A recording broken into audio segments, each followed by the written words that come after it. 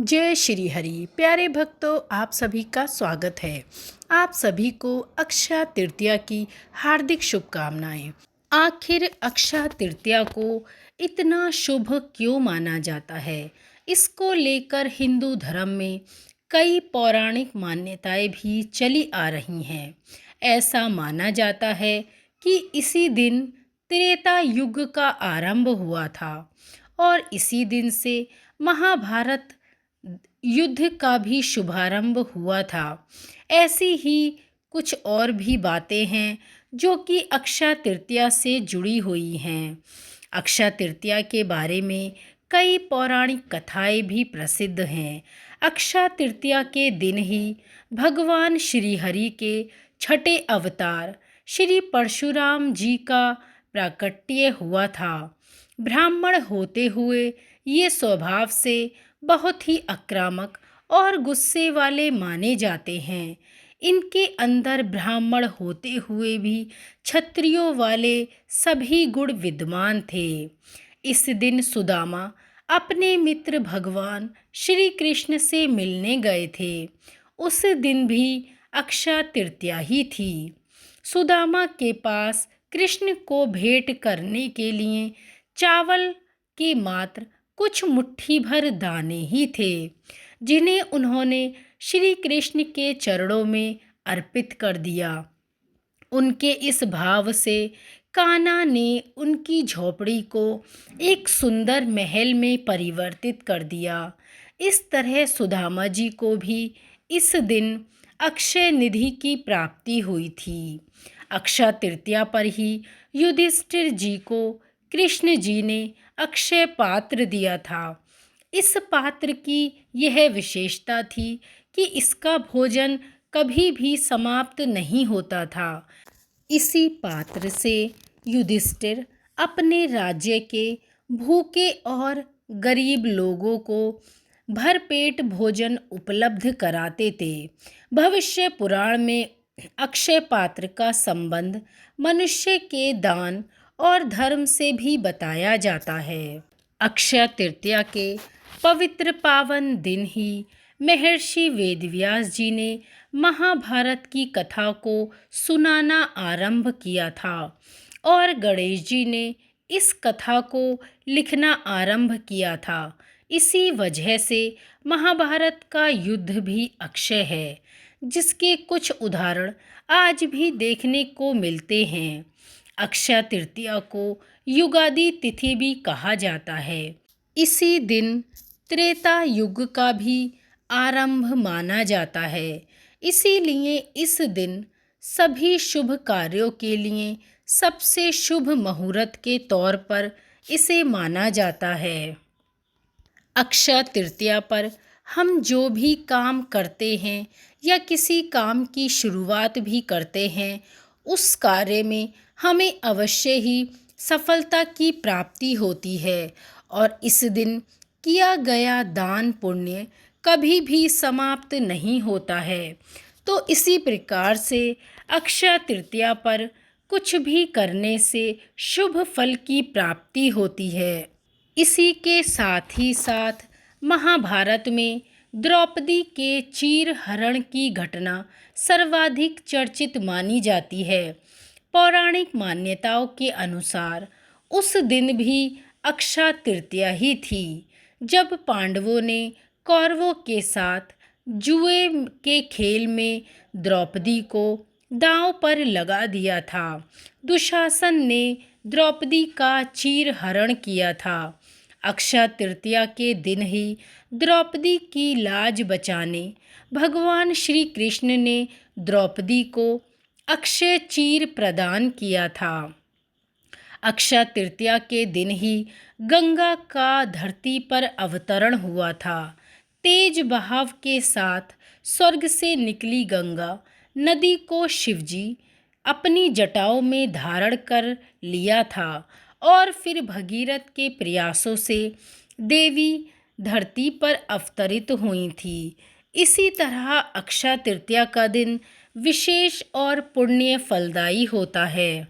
अक्षय तृतीया के दिन एकाक्षी नारियल को लाल कपड़े में बांधकर तिजोरी में रखना बेहद ही शुभ माना जाता है। इसके अलावा इस दिन तिजोरी में चांदी की डिब्बी में शहद और नाग केसर भरकर रखना भी बहुत ही शुभ माना जाता है। इससे आपकी तिजोरी में कभी भी धन की कमी नहीं होती और फिजूल खर्ची पर भी लगाम लग जाती है। इस प्रकार अक्षय तृतीया पर यह उपाय करने से घर में हमेशा ही सुख समृद्धि और धन धान्य बना रहता है। अक्षय तृतीया की पवित्र पावन पौराणिक और प्रामाणिक कथा। अक्षय तृतीया की कथा के अनुसार प्राचीन काल में एक धर्मदास नामक वैश्य रहता था। धर्मदास अपने परिवार के साथ ही एक छोटे से गांव में निवास करता था।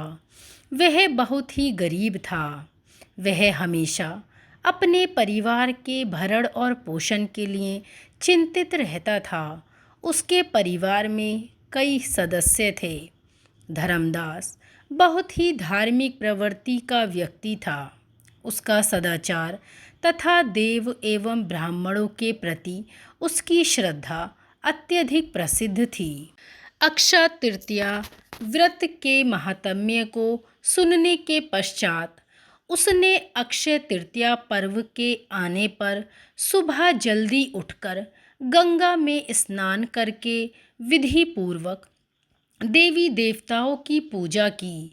व्रत के दिन सामर्थ्य अनुसार जल से भरे घड़े, पंखे, जौ, सत्तू, चावल, नमक, गेहूँ, गुड़, घी, दही एवं सोना तथा वस्त्र आदि भगवान के चरणों में रखकर ब्राह्मण को अर्पित किए।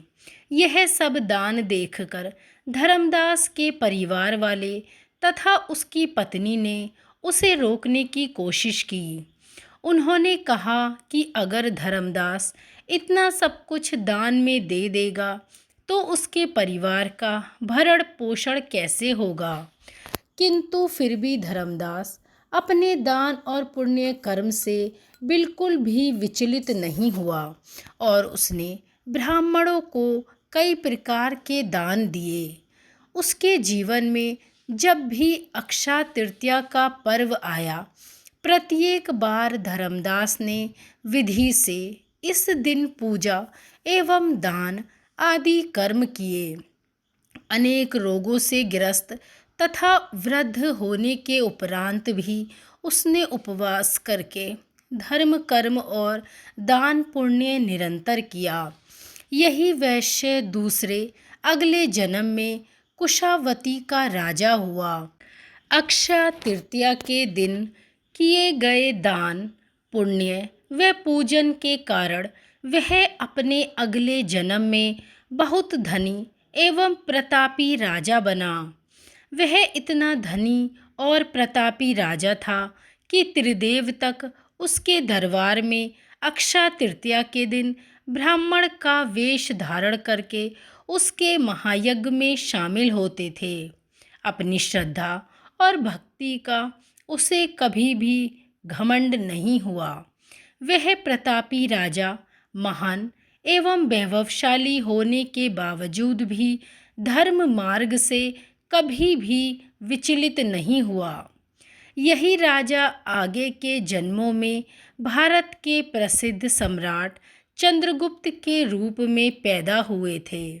जैसे भगवान ने धर्मदास पर अपनी कृपा की, वैसे ही जो भी व्यक्ति इस अक्षय तृतीया की कथा का महत्व सुनता है और विधि विधान से पूजा एवं दान आदि कार्य करता है, उसे अक्षय पुण्य एवं यश की प्राप्ति होती है और अंततः उस भक्त को वैकुंठ में श्री हरि के चरणों में स्थान मिलता है।